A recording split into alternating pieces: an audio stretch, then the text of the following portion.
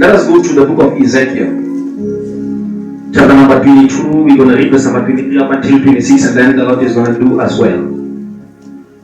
Ezekiel chapter number 23, chapter number 22. And then the Lord is going to do as well. Hallelujah. Amen. Alright. From the book of Ezekiel chapter number 22, verse number 23 up until 26. It says, and the word of the Lord came unto me, saying, 24. Son of man, say unto her, that is Israel, you are a land that is not cleansed or rained on in the day of the indignation. The conspiracies of her prophets in her midst is like a roaring lion tearing down the prey. They have devoured people. They have taken treasure and precious things. They have made many widows in her midst. 26. Her priests have violated my laws and profaned my holy things. They have not distinguished between the holy and the unholy. They have not made known the difference between the clean and the unclean. And they have hidden their eyes from my Sabbath, that I might be profaned. Hallelujah. Amen. When you're reading from this scripture, you get to see a couple of things. A list of violations that were itemized from the perspective of heaven. In other words, heaven made a list of things that they felt like were violated, or that the heavens felt like in the pattern of heaven they were violated. Amen. Hallelujah. The emphasis that I want to give, according to my perspective, is this one. The misalignment that is attributed to the prophets and the priests, both of that time and also of our time. Hallelujah. Amen. And I'm also going to dive into this which we call my word for you today. The greatest issue of concern here is the fact that the priests, they did not do due diligence to be able to unveil the difference between what was clean and what was unclean. What was holy and what was holy. What was common and what was sacred. They did not do that. So everything looks the same. Everything looks like it comes from God. Amen. So these were some of the issues that God raised concerning the misalignment of the gospel of the time. If you are reading that, you get to see that God is raising an issue that the gospel of the time has misaligned themselves from the perspective of heaven. Hallelujah. Amen. So to summarize all of this, God was actually saying that the territory Israel is uncleansed. It's not cleansed. And that there is no proper variation, distinction between that which comes from God and that which does not come from God. So whatever speaks of God and whatever represents and manifests and gives off an expression and reflection of God, sometimes even using the name God, it seems like it comes from God. Even quoting verses, hallelujah, it looks like it comes from God. But I discovered a mystery as I was reading here, that not everybody that says Lord, Lord is able to do what he says. So my assignment here is to do this, to bring sort of a spiritual quality control mechanism that will cause us to be able to assess whether the gospel in our day compared to the gospel in that day is aligned or misaligned to that which God wants to do. Hallelujah. Hallelujah. Amen. Because now, I'm telling you, we are preaching and we are teaching and we are declaring and we are trusting. But somewhere, somehow, if there is a misalignment, even if our motives are right, even if our motives are good, but that which we are stirring for, that which we are toiling for, might not come to fruition. Hallelujah. It's like planting a seed on top of rocks. It's like planting. You've done a good thing for planting. But unfortunately, if it does germinate and sprout out, it will die soon. Remember from the parable that the ground is shallow-like. So it will, because of the incoming insolation, the radiation of the sun, it will die too soon. Amen. I hope that is making sense. Amen. Right. Now, a couple of things here. Our quality control experiment of God must be this. We must understand this. Anytime something is brought into a country or into a business, especially these big businesses, whether it's private or government businesses, when something is brought from outside, let's say it comes from Zimbabwe, coming into South Africa, before it is disseminated, before it is distributed in the market, before it is merchandised in markets, what happens is one of the products has to be taken, including cell phones. If this is what has been sold, then it will be taken into a laboratory. It will be broken down and be tested for quality. Amen. The quality of it will be tested to see if the people who are going to use it will not be harmed of it. So one of the things we must also do spiritually, we must develop a mechanism of spiritual quality control assessment to assess whether the kind of gospel that we are handed over in our days, the kind of faith that we speak of in our days, Amen. is able to amount to the results that are claimed inside of whatever that is being preached. Hallelujah. Amen. I believe your amen can just do me better. Amen. All right. Now, I don't know, who of us remembers the issue of listeriosis? The word listeriosis by design, it means an unknown disease. But this is what listeriosis was. It means food was just becoming spoiled, and all of a sudden people were becoming sick, others were dying, others were being hospitalized because of food. Amen. And then it was found out that some of the food that was brought into the country was not taken to the laboratory to be tested for quality. As a result, many people are dying. So what they did is they took a couple of brands that were not taken into the laboratory for testing. They were taken back into the lab, and it was discovered that they already spoiled on their way. And that some of the, you call them best befores, some of the, expiry dates, they were put way in front. So sometimes if we might make a mistake of not testing for the quality of what we are given and what we are receiving, it might promise too big and it might deliver less. Amen. Who of us has been prophesied sitting here today? I'm asking a real question. It's like I'm doing quality control test here. Who else of us have been prophesied? Who of us among them have been prophesied have not seen the light of that prophecy come to pass?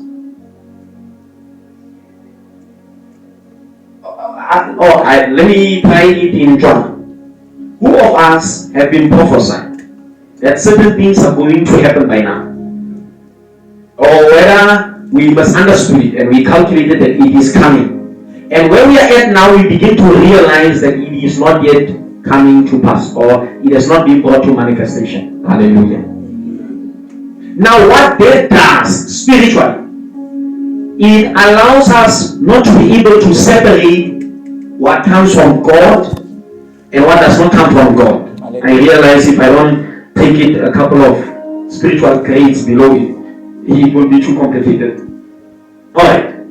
As a result, it is not the one that is spoken prophetically, and it is not only in the prophetic. Amen. That it is not the one that is spoken over or speaking over prophetically that gets affected. Amen. But the one spoken over prophetically is the one that gets mostly affected. Amen. You know why? Because at some point you are going to get tired of just believing. Amen. A child somewhere where they are saying to the mother, when you are going to town, even if the mother has no job, the mother goes to town not because she has money, but she's going to look for a job. But because she is raising a child, she has to promise the child that I'm coming back with something. The mother does not come back. The mother does not come back. The mother does not come back. Somewhere the child will tarry and not ask again. Amen. So the person that gets affected on the way is not the mother. Hallelujah. It's the child. Amen. Hallelujah. Amen. So our quality of our experience with God, He must be able to help us to be able to do a couple of things. Hallelujah. Amen. Alright. When there is something wrong with the quality of the ministry that we are given, when there is something wrong with the quality of the ministry and the preaching and the teaching that we are given, it does not affect the one preaching, teaching, or ministering. or prophesying or proclaiming, most of the time it affects the acceleration of the kingdom. That is one. Number two, it affects beneficiaries of the kingdom. Hallelujah.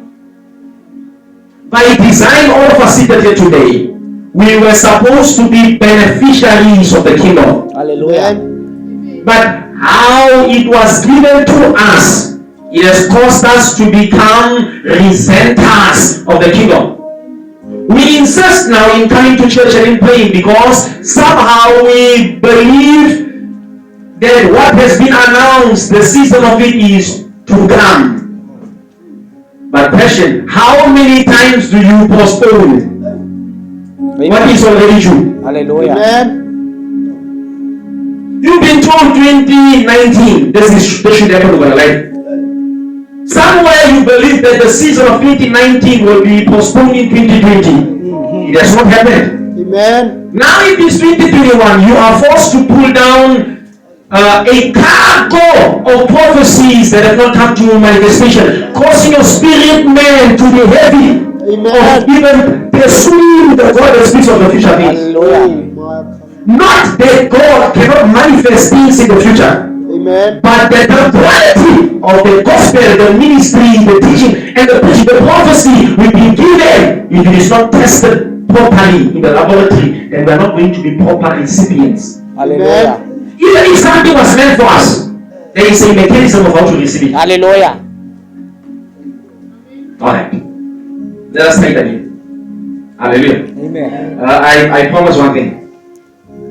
If we don't get it, we're going to cut it. Hallelujah. Are we here? Amen. Amen. Alright. So it is needful that we do a quality control test. Is that so? Hallelujah. Alright. In order to assess what we are delivering as minister, we must test what we are delivering as minister. You understand? Amen. Alright. Now, in doing so, there are a number of things that you must put up. Number one, the extent to which you understand Jesus Christ and how he deals with affairs both in your life and beyond. It reveals this. It reveals the order of heaven that will be entrusted to you. Hallelujah. Now, when you begin to understand Jesus and he gives you deeper revelation, you are already a custodian. You are already a carrier of a mystery that cannot be stolen from you. Hallelujah. Even if there is no prophecy that comes out, what you know about Christ, it sets prophecies of scripture in motion in your life. Hallelujah. Amen. Now, number two. If a custodian of a mystery of Christ speaks a word under the signs of their revelation, and you are not a keeper of the secrets of heaven, what is being spoken, you will receive it, but not have a proper way of deciphering it so that it comes to manifestation in your life. Hallelujah. Amen. Fair. When I began to look at question papers of higher grades while I was at school in lower grades, I did not understand what was going on. Even if I was a possessor of the information, I could not decipher it with the capacity of knowledge that has been entrusted to me. Hallelujah.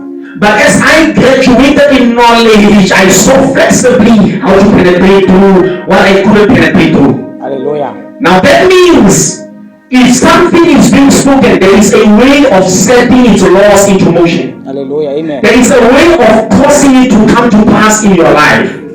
Now the signs of Christ that you have, it determines the quality of Christianity that you exhibit. Amen. Amen. Alright, number two. A mega church is a result, not a pursuit. It is a mega God that must be pursued. Hallelujah. When you pursue a mega God, the results are a mega church. Amen. The signs of God in you, it determines the size of dominion in the faculty of your function. It determines the size of dominion entrusted to you in that faculty. Hallelujah. You didn't hear that one. Amen. I'm going to try to repeat it. Whether you're involved in ministry spiritually or in ministry secularly, the signs of God, it pertains and determines, it defines and describes the signs of your prosperity there, not because God has designed you not to prosper beyond that level, but because God has determined it and designed it to be this way. That His size determines your rank. Amen. In whatsoever that you're involved in. I hope that is making sense. Amen. So as you grow in God, you know the scripture in the book of John, the first John, in the letters of John. The scripture says, I will prosper, even so my soul prospers. Amen. So if my soul does not prosper, I cannot bring it to manifestation. The word manifestation is the Greek word pherimuses. It means to take that which is a spiritual identity and give it expression as a natural entity. Amen. So the sex of God. Let us say number 3. We are just doing quality control. Is that okay? Amen. Quality means this. We are testing everything by principle. We are testing everything by Principle. you know you can't play wind away. Amen. There are things by reason of principle. The principle governs your faith, it governs your prayer. You can't pray gravity away. Hallelujah. You can be anointed and get on top of the roof. When you get on top of the roof and begin to walk, you are going to see the light of your anointing. You are going to see the one that anointed you. Hallelujah. You are not going to increase in anointing. Hallelujah. You are going to see the one that has anointed you. Amen. Because you are violating a law that he has set beyond anointing. Hallelujah. Amen. Hallelujah. Amen. Alright. Let us try number 3 then. Number 3. Our quality of experience of God separates us into different spiritual workers. Amen. Amen. The kind of God that you have, it determines the kind of spiritual worker you are. I hope that is making sense. Amen. There is no one gifted. The science of your gifting is the quality of God and how God fashions Himself inside of you. So another one will read more of the word and go mightily in it, and God will give him gifts of utterance and good gifts of intellect. Not because that person was naturally intelligent or that person was naturally a speaker, but because the spiritual activities that you engage in, they determine how God further opens you up in the spirit. Hallelujah. You will find another one, that one is handy. That one, when you are bringing a mic, standing in front of people, that one does not focus on a calling into ministry. But that one focuses on how can I design the mic that I saw. Hallelujah. You understand? We can all have the same dream. Dreaming you holding the mic and standing in front of a 1 million people. Another one will say, God wants me to design a stadium that can accommodate 1 million people. Hallelujah. Because our life has cut them in, how they walk with God, they get to see themselves as spiritual architects. The second one will say, God wants me to become an event planner that can at least rise to being able to gather 1 million people in one place. It is the quality of your spirit. Another one will say, God has called me to ministry. Another one will say, I see myself as one of the people sitting in the million. Another one will say, I see myself designing a helicopter or a plane that is able to capture this entire view. Or the other one, the landscape. So determined by your spirit and how it is done, it determines what God gives to you. Amen. The quality of our experience with God separates us into different spiritual workers. Number 4.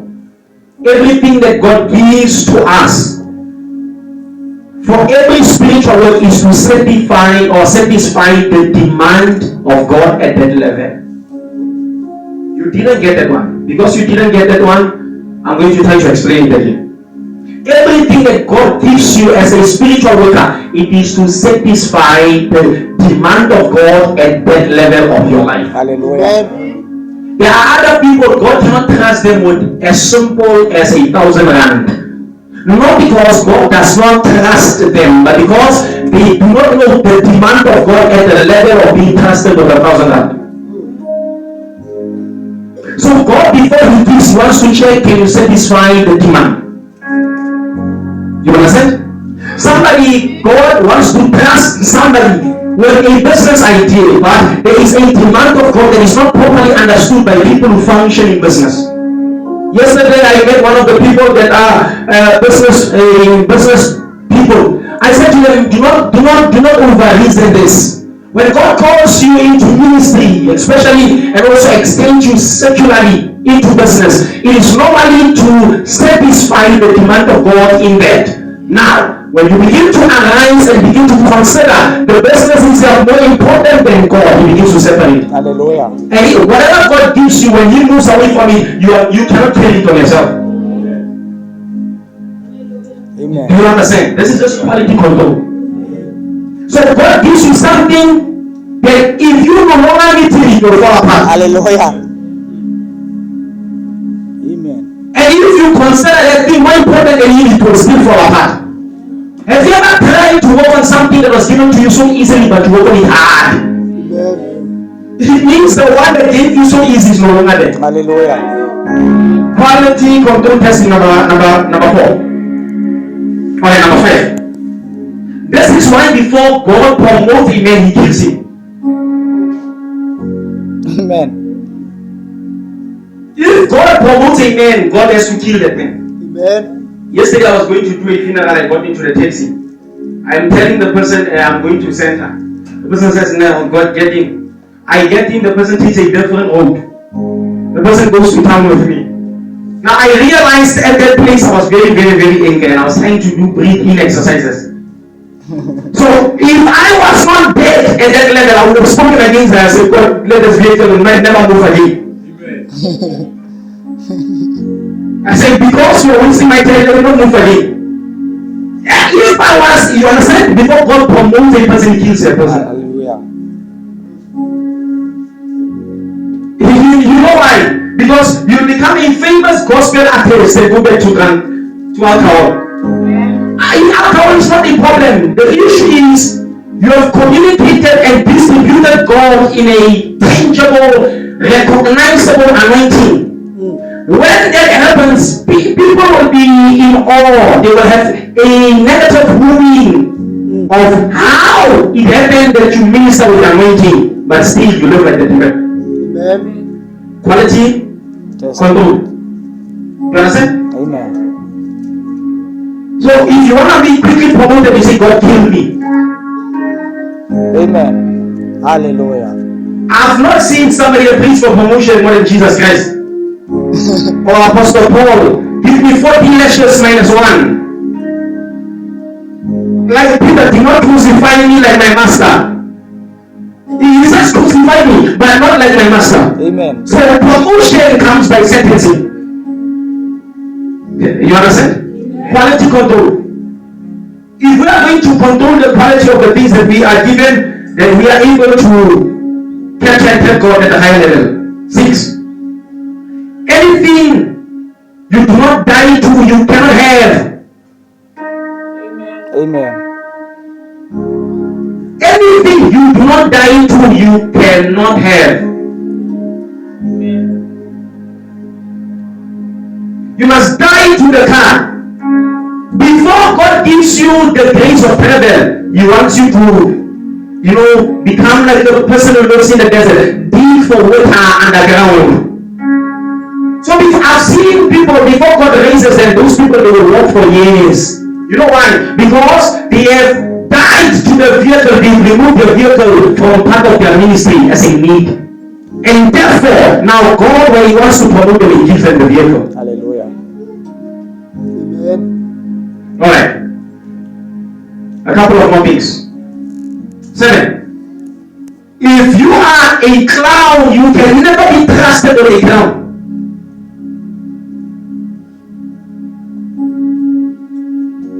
If you are a clown, you can never be trusted. When a clown comes into power, the whole nation is disgraced. Hallelujah. Even preachers. Have you seen how people break their legs and break their shoes, and by the following week, a new pair of shoes has to be bought because we become clowns and we cannot be trusted with a crown. Hallelujah. Of course, number 8 has to be that if you cannot take the cross, you can never take the crown. Hallelujah. Before the crown comes the cross. This is just quality control. Before the crown comes the cross. Now, people that are trusted with crosses, they are normally more crowns are people that are normally living their lives on crosses.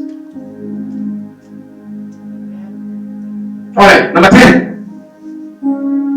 Number 10. Amen. The anointing that God will give you for any area is not for show, it is for service. It is not for show, it is for service. I call show 3 things. Number 1, beauty. Number 2, relaxation. And number 3, entertainment. Then show. Whenever God anoints you for something and you are running for one of these 3 things, then you are not yet ready to be anointed. So before God anoints a person, he checks these 3 things. Are you looking for entertainment, relaxation, or for beauty? Hallelujah.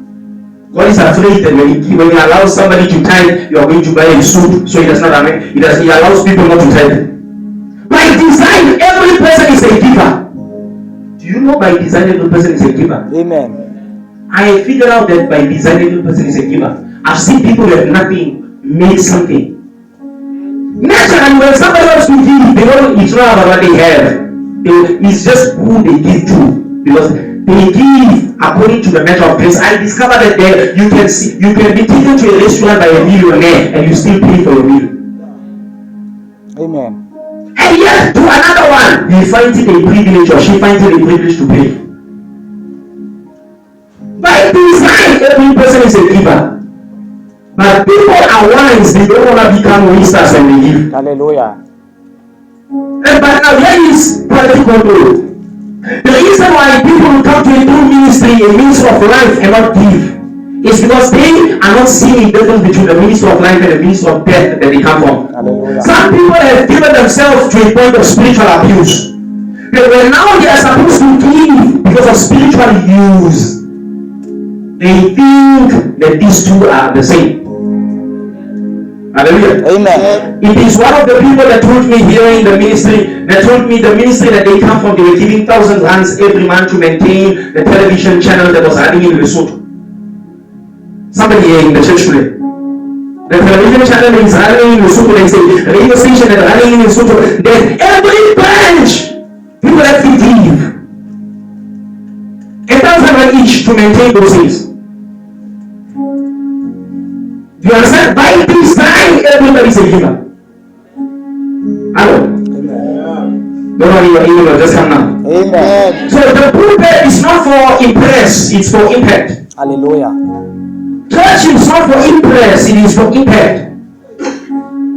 Most born-again Christians will start off trying to impress. That's why the maintenance of their salvation is determined by impact. Hallelujah. You know, as a believer, when you lose impact, you become impressive. I've seen people that when I will pray for somebody and somebody gets healed, they are impressed. But they are not impacted. Because what impact does, it takes the spirit that is in a man and passes it on to that person. But what impress does, it causes people to clap hands and to say amen. And yet the people when they leave, they go out the same. It is Galinga that took my message when he was doing motivation. That the people when they come to God filled, they go out empty. And when they come to God empty, they go out filled. Hallelujah. So it is only impact that can fill the people. Amen. Many people are suffering spiritual hunger. Hallelujah. Because the reality is they are present, not in the presence.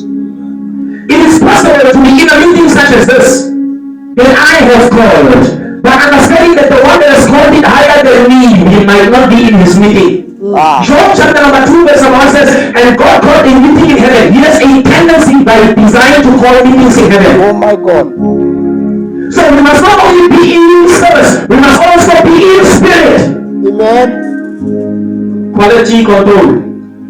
So the only transportation mechanism into the spirit, it is by design prayer, praise and worship. That's why intimacy with God is only found to praise and worship.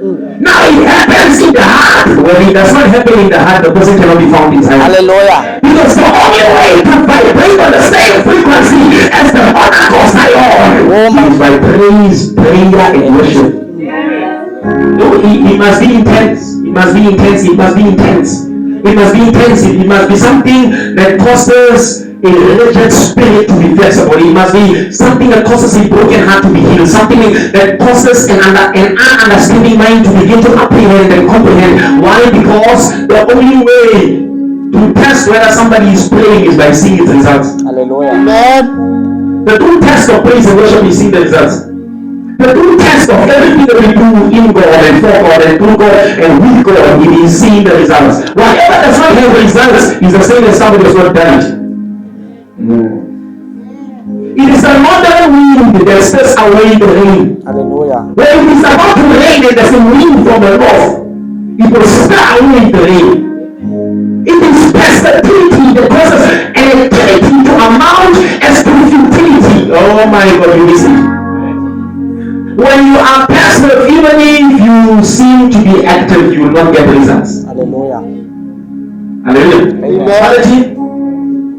Quality control. Salvation is not the same as motivation. Oh, come on. We've turned the pulpit, we've turned the church into a center, an expert guru center. Oh my Where we give motivation, not salvation. Inside of salvation, there is motivation, but inside of motivation, there is no salvation. You realize that motivation is like massaging the heart for the bad thing that it has done. When you motivate somebody, normally you encourage them to do that thing in smaller proportions or just to maintain the thing and do it perfectly. A certain spiritual brother said to me, "Man of God, you know when do you lose your anointing?" And this is somebody that I regard as mature. I said, when? Because I believe what the person is speaking is wisdom. The person said, if you sing privately, it's okay. If it comes to the public, it's a problem. I said, I said, no. When you do it privately, Elohim will see you. Amen. So our quality control must understand that whatever happens in the dark will certainly come to the light. Hallelujah. Amen. Go ahead. Are you ready for next? Amen. A pastor is not a preacher. I discovered a pastor is not a preacher. Hallelujah. A preacher is a expert pulpit performer. Oh my God. A preacher is an expert pulpit performer. Hello? Amen. But a pastor is an orator of God. They come to make sure the message of God, the way that it is, must be received. And they flock the hearers. Do you know the signs of ministry is the signs of the people that hear your voice? My sheep, they Hear my voice. So pastors, they make sure that the voice of Elohim is heard. And they bring those that hear it together. Unfortunately, in a pack, in a flock, in a herd, those that are not hearing, even if they are present, they will not be beneficiaries of the texture and the fabric of the pastor or pasture that is given. Hallelujah. Are you hearing that? I've come to a standpoint that the size of the word that has been entrusted to me might not always be what people might perceive. And those that become recipients, they become results. Amen. Hallelujah. To receive, there is a requisite. There is a requisite to receive. You don't receive by request, you receive by requirement. Amen. It is the size of the requirement to receive what has been entrusted that determines whether you receive or not. Amen. This is a download from above. Amen. There is a major difference between the revival and vibe. Amen. What vibe does, it promotes the carnal nature of a believer inside of the church. Amen. But what revival does, it promotes the divine nature of Elohim inside of a believer. Hallelujah. So for revival Something is coming. The Lord spoke to me clearly. Revival is coming and it's going to break open. It's going to break open in Kimberley. Hallelujah. Now, part of it breaking open, the believer must be open to contact and to become capable of what Elohim is about to release, because God is going to release it. Hallelujah. Quality control. Hallelujah. Alright. The kingdom of God is not an event, it's an experience. It is not Sunday church service. It is an entire. My emphasis from the beginning of my spiritual life has been spiritual growth and Christianity experiential. Hallelujah. It has been experiencing Christ inside of you and growing in the things of God. So revival and the kingdom, they are not events. We can be event planners. To plan it, how to grow an event church. There are experienced church and event church. Event churches, if I will hire a gospel artist, what will happen? Talk to me. People are not coming for God. They come for the event. So most pastors have become event planners. They have become facilitators and organizers of gigs. Another one told me, if you go to Pretoria now, there is a restaurant in Pretoria where all pastors are flocking there. So if Mama Juni is a big dog, one of the generals in Pretoria, and I want to preach there, the only thing that I must do is I must go to the restaurant at the time where I meet. Mama Juni, can I have Wednesday service there? Can I maybe even just lead 2 prayer points? So after leading 2 prayer points and she has a station on TV, and people see on TV, they come there to him, but they become me. So people now, they run after gigs and connecting to men and not running after God. Amen. The kingdom of God is not an event. God cannot commit anything seriously to you until you commit seriously to Him. Amen. Whatever that God will commit to you, you need to be first seriously committed to Him. Hallelujah. Amen. I determine God is a reflection of who you are. Hallelujah. Psalms 18 verse number 25, to the shame I become shame, to the pure I become pure, to the hostile I become hostile, to the domicile I become domicile, and He becomes who you are and what you are. Amen. To the committed I become, to the sinners I become sinner, to the prayerful I become answerful. New way. Alright, next point. We are called to be deliverers, but our style of delivery can cause those that are going to inherit deliverance not to catch it. Hallelujah. Do you know life by design is, I like how life is physically and tangibly, because nobody in the present can pretend to be out of it. Amen. But spiritually, we can pretend to be free. In the spirit. When the Spirit, the Bible clearly gives you symbol. There are only 2 instruments that are enactors or that are indicators that somebody is spiritually out of a person. Indicator number 1 is called, when the Spirit of the Lord is there is what? There is freedom. You are out of a person. When you have the Holy Ghost, you are out of a person. Number 2, you shall know the truth, and the truth shall set you free. There are only 2 indicators of the freedom of a person. So the only person that is free spiritually must be carrying and possessing and also becoming an inheritor of these 2 things, truth and spirit. Now a time is coming where 2 worshippers will worship me. In what? In spirit and In what? in spirit and Why now in spirit or in truth? Because those are 2 indicators of freedom. Hallelujah. Alright. I think I must just begin to compass my message in a bit different direction. Can I go to phase number 2 of my message? Amen. Alright. Babylon versus Jerusalem. Revelation chapter number 17, please. Revelation 17. Revelation chapter number 17. Verse number 1 up until 5. And the Lord is going to do us so well. He is an awesome God. Are you there? Chapter number 17? Alright, this is the first civilization that I want us to understand. Number one, it reads this way. Then one of the 7 angels who had the 7 bowls came and talked to me, saying to me, come, let me show you the judgment of the great what? Harlot, who sits on many waters. Who sits on many waters. Sits on many waters. With whom the kings of the earth commit fornication. Oh my God. And the inhabitants of the earth were made drunk with the wine of her fornication.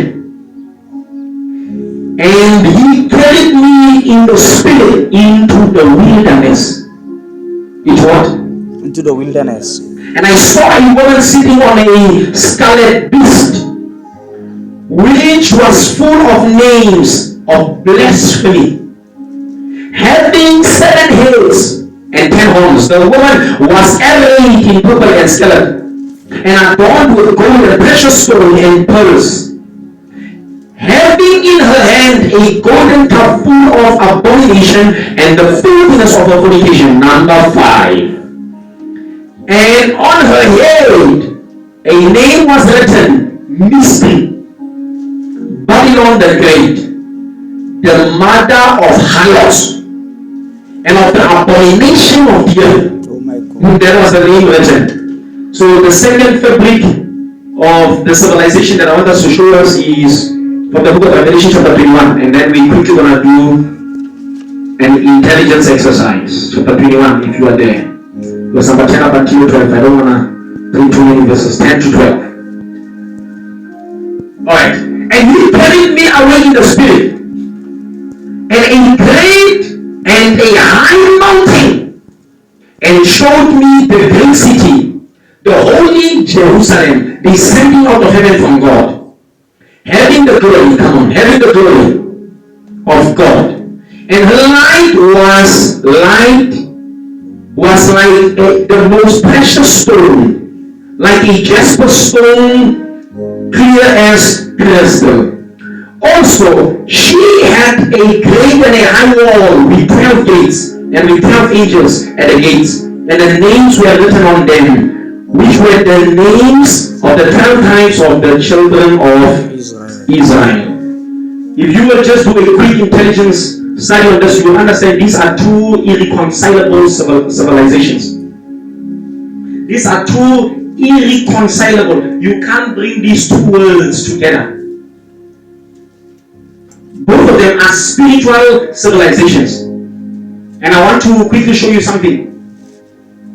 Just to do an intelligence of these 2 things. Let us quickly do a contrast, or what you call comparison. Number 1 of the cities is called Babylon.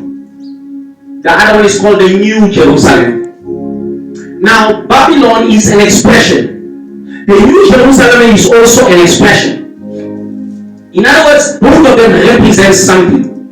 Babylon represents the maturity state of a believer indoctrinated with demonic theology. Oh my God. The New Jerusalem, remember the Bible says you are the light of this world, and it says what? A city. The Bible says you are the light of this world, a city that is built on a mountain. So the Bible says you are a city. So the kind of city that we are is, the New Jerusalem is a perfect state of the body of Christ collectively or corporately as matured. In other words, the end goal of God is for us to represent the New Jerusalem. Believers must become a reflection of the New Jerusalem. Now let us do comparison number 1. Number 1, with Babylon, where we read in the book of Revelation chapter number 17, it says Babylon the Great. They emphasize on what? The great. The Great. Great. There are ministries that are preaching what? Great. You want to be great. You want to be great. Babylon the Great. But the New Jerusalem, the emphasis is what? The holy city. So there are 2 fabrics of Christianity, and they are cut for us. Oh my God, amen. Now it is, when you're going normally to a designer and he sends you to go buy the material, and you buy out a raw material, the original design cannot come out of the cloth. It is written that you can't mix a new cloth with an old cloth. Alright. The other ministry emphasizes great. The other ministry emphasizes holy. The other one says prosper, prosper, prosper, bless, bless, bless. The other one speaks of material and he speaks about having a kind, breakthrough and door and all of this. But the other one speaks about holy, prayer, spiritual things. Number 2, they are saying the harlot. Babylon was a harlot. A harlot is a prostitute. The other Babylon is not. Now the other one says the bride of the groom that is to come. You know, a bride is a pure virgin that has been entrusted for a groom. But a harlot is a filthy, wrecked woman that is for any man. So the other one emphasizes prostitution, but spiritual prostitution, prostituting with oil, prostituting with water, prostituting with salt, prostituting with all these things, prostituting ourselves. It is not buying a prayer tallit that makes you prayerful. Oh my God.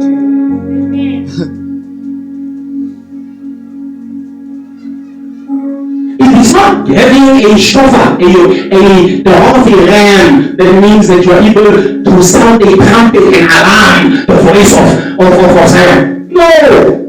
We can blow horns. Christianity has become just like Nyangas. Modern day apostles and prophets will become an expression of Nyangas. Oh my God. Nyangas, they have horns. In church, they are horns. Nyangas, they have clothes. In church, they are clothes. Nyangas, they have water. In church, there is water. So there is exactly a system of Babylon. Hello. We can sound an alarm in the spirit. Hello? We can sound what? An alarm in the system. Now, how will you sound an alarm in the spirit? You must get to a place where you capture the voice of Elohim and capture the sound of Elohim. When you get to that dimension and you become the instrument of God, the same way the Bible says the enemy was designed to be a music instrument. Everything he did was music, it was praise, it was worship. The same way, we must also be conductors. We must also become holders of the ministry. There is nothing else that is a ruling in the spirit. Hallelujah. You know why she could not take prayer points? Because the Spirit of God has manifested somewhere in the week a wooing. WOOING, a wooing in the spirit. A wooing is a cry that when you want to depart from that cry, that you can't depart from that cry. Even now, if I were to give her a mind, the wooing will just begin to arise. Because you pray so long, you become the instrument forms the inside of you. Hallelujah. The other one is what? A harlot. The other one is a bride. The other one is a harlot. Oh my God. The other one is a harlot. The other one is what? A harlot. A bride. The other one is a great city. The other one is a holy city. Both of them are cities. The other one is great. The other one is holy. We have substituted greatness for holiness. It is one of them that came back to me and said, "Man of God, our ministry is capacitating 385, but you will not know what is happening there." I said, "What?" The person said to me, "The pastor will study you, will send somebody to study you." So the brother would come and say, "Who are you, Dalinge?" So you send the pastor on the pulpit a WhatsApp message. His name is Dalinge. "Where are you working? I'm unemployed." He's sending me, he's unemployed. "Where are you staying?" He sending the information. So the pastor say, "Let me go in the spirit." He goes to WhatsApp. He said to me, one of them is, what is cat? Says before he comes into the church, he said he lucky stick. What do you call those things? Those charms. And they're also using cat. You don't know what is cat. You know what is scared? What is scared? Drugs. Drugs. So for the pastor now to feel like now that shyness of the pastor is gone. Oh, Jesus. People is scared after they go to like these things. And he comes to church. Now you know when you are very high. But not in the spirit, you are in the spirit, you're just high. You can see that they are advocating the ministry of Babylon. While others are in the New Jerusalem. In the New Jerusalem. The other one, the Bible says the other one was a city in the wilderness. Babylon was in the wilderness, is the right place. People are spiritually dry. The other one was a city on a mountain descending from heaven. The other one, okay. The other one is on the wilderness, the other one is on the mountain. You will have to decide where are you now.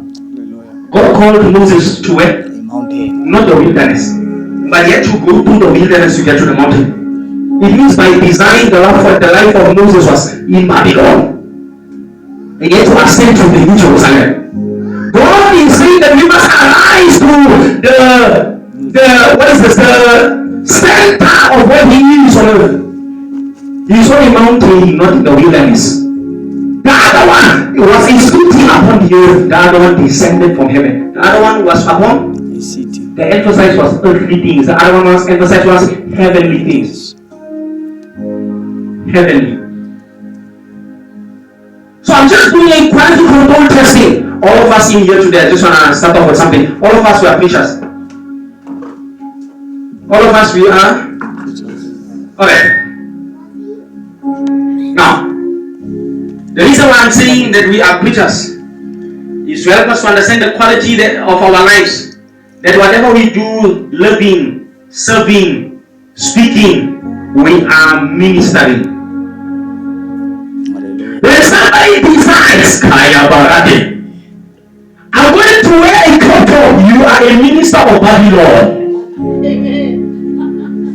Amen. When somebody decides, I'm going to wear a backshot, you are a minister of Babylon. You are representing and reflecting the desires of the enemy. Hallelujah. You have 10 horns and 7 heads. Oh my God. You are a monster.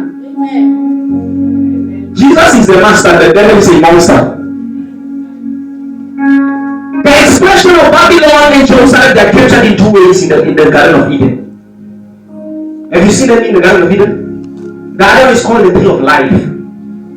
That is the New Jerusalem. The other one is called the tree of the knowledge of good and evil. In essence, remember God says if you eat of this, you will what? Will die. You will die. So the tree of knowledge of good and evil was actually a tree of death.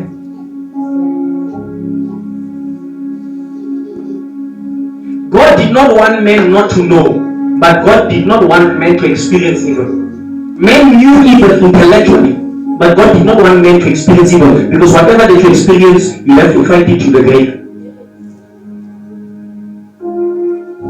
You see this thing, deliver me from fornication, deliver me from spiritual husband. You have to fight that one to the death. Hallelujah. You have to go to the grave fighting that one. You know why? When you have already tasted something, you have to go to the grave. Battling it. Hallelujah. You have to battle it to the grave. The other one emphasizes that God is calling you out. The other one, the emphasis is inside of your mess, God is going to bless. Oh my God. That's why the ministers of Babylon, they are falling apart. Revival is coming. Amen. It is coming, revival is coming from ministers of the New Jerusalem. Amen. You must test yourself regularly. If not, a time will come where because of lack of examining yourself, you might you might bow to a false God and hear and receive a fake gospel. Hallelujah. Many people in Rwanda, many people in Vedra, many people in Hallelujah, the birth point of their Christianity was a false gospel. Can I give you a mystery? Amen. The people that come to call out, they were people that were once subservient to a false gospel.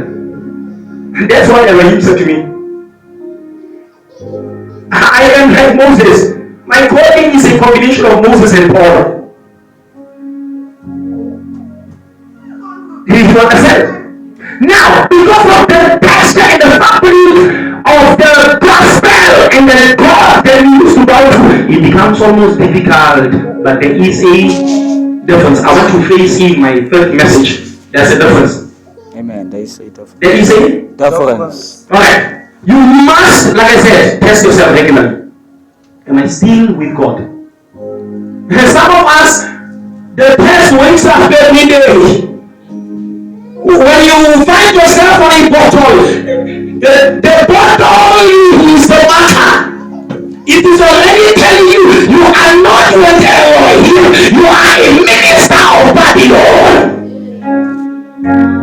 You hear Rastas always speak about Babylon. Because clearly there are people who minister Babylon. Let's go is Babylon. We became Babylonians. Let me just give you a difference. The Bible says one day in the book of Jeremiah that the Lord said to the kings and the priests, cut the chains from them. These people that are slaves in Jerusalem, cut the slave chains from them. Let them go to Babylon and be slaves there. So you think when the chains are cut from Jerusalem, you go to Babylon and become a slave. Which one is greater slavery? Do you decide to become a slave of God or a slave of the devil? Unfortunately, by design we are slaves. By design we are servants. By design we are ministers, we are advocates. But you have to choose of Jerusalem or Babylon. It takes Babylonian spirit to move from here, the shanties. You go to Mr. Rice, you leave all of the Christian things. You know there are Christian places when you go there. Hallelujah. You listen. You look for the one of Babylon. Because you are trapped in essence who really are inside. You go to a I saw these other ones. And when you get there, as amen, you look for something that is so tight. You are a minister of Babylon. Hallelujah. You speak Jesus, you say Jesus. But yesterday I had at the funeral, another man could not see. And he said, wait, lifter, he could not see. The thing was, the thing would play, he could not see, he would play. It was like he was wearing a glass pens that was designed on him, and plastic pens. I ask you, there are people by design, they are ministers of Babylon. Amen. You say in the name of Jesus. You know what is clasper? Huh? You know what is clasper? Alright. It means the whatever, maybe it's a pants or it's a skirt. It is holding you so tight. Your Bible part is appearing. It is holding you so tight. Your parts are appearing. It means the person, even if they say the name of Jesus, they are ministers of Babylon. Believers, they fall in the body of Christ because there are two kinds of Christians: Jerusalem Christians and Babylon Christians. Hallelujah. You have to decide which one are you. I said to God, God, please let me not put on the suit. Not this one, God, because I do not want to minister there. Hallelujah. But God said you are going to take that one. And when I took on this one, I felt the oil of God. Saying, tell the people, if you are a minister of Babylon, when God comes and meeting inside on, you cannot be found because you are a minister of Babylon. I don't care. You can be a minister of Babylon. Sometimes on Thursday, you know, Thursday like the being more than the creator of the day. Hallelujah. Huh? Amen. I've not seen the person who created Facebook addicted on Facebook. Creators have a tendency of management and regulation. But fans and supporters, they have the tendency of liking the thing more.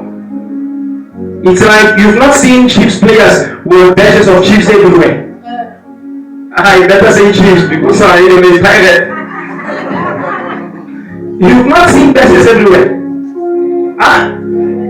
But when you go to the house of the supporter, on the wall, under the plate, oh my God, what is happening? Fast on! What the hell is going on? So you see people, ministers of Babylon, how are they living? In the name of Jesus. In the name of Jesus. But there is no name, there is no Jesus. They say Lord, Lord. They don't do what he says. Hallelujah. Hello? There are marriages that are ministers of Babylon. I'm telling you, it's a marriage that is a minister of Babylon. Hallelujah. Because when you come into marriage, it means you say every of the gender that is opposite is dead. You commit that this person is only loving creature. If I am a man and I say I want to marry a woman, I say all other women they are marrying. Or they are all my mothers. If that is not the principle, if I am married to this person, I am a minister of Babylon. There are people who are working that are ministers of Babylon. Because the only way to maintain their jobs is to flirt with their bosses. Ministers of Babylon. If the person is not impressing the manager all of a sudden develops problems and causes dilemmas in the working career, the person is a minister of Babylon.